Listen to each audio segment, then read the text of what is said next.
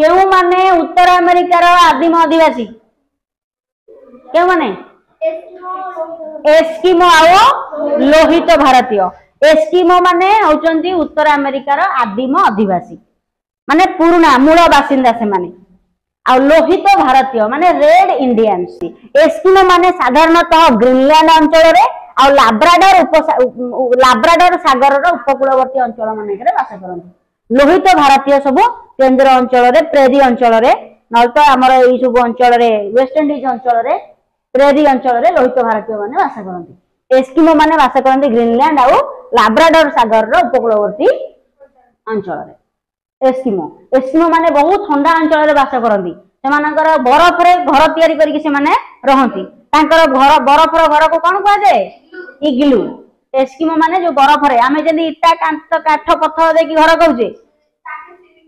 हां काटिक बरफ रे घर तयारी करके